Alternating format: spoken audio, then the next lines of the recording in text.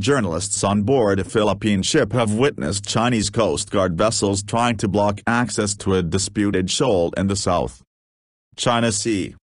One of the Chinese ships radioed to demand the crew turn around, or take full responsibility for their actions. But the Philippine boat, ferrying food to troops stationed on the Second Thomas Shoal, managed to slip past. The shoal is one of many flashpoints in the area, where several countries have overlapping territorial claims.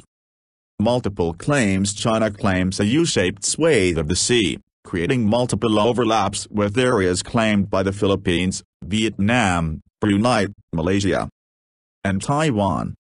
Saturday's incident, which took place at Second Thomas Shoal, known as Ayungin in Manila and Ren'ai Reef in Beijing, is a rare glimpse into the tensions that routinely play out in the disputed waters.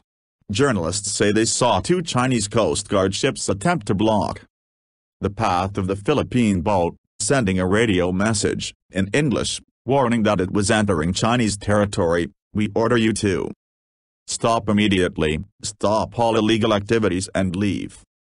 But instead of leaving, the Philippine boat managed to maneuver away and enter waters that were too shallow for the Chinese ships to follow.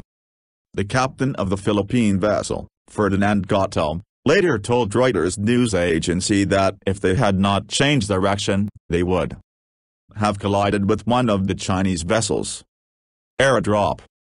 Philippine troops are stationed on a beached, rusting military ship on the shoal that analysts say has become a symbol of the country, marking its territory. 2 weeks ago, Manila made a formal complaint to Beijing after a similar incident when Chinese vessels succeeded in blocking a resupply mission to the shoal. Philippine planes resorted to airdropping food and water supplies for the soldiers stationed on board the maroon ship. The latest confrontation was witnessed by more than a dozen journalists. They had been invited by the Philippine military to board the government vessel to show alleged bullying by Chinese vessels in the area. The Chinese Foreign Ministry condemned the Philippines for trying to hype up the issue, according to a statement quoted by Xinhua news agency. The ministry accused Manila of trying to illegally seize the shoal. The incident comes the day before the Philippines is due to file a case against China with the UN Tribunal in The Hague, challenging its territorial claim to most of the South China Sea.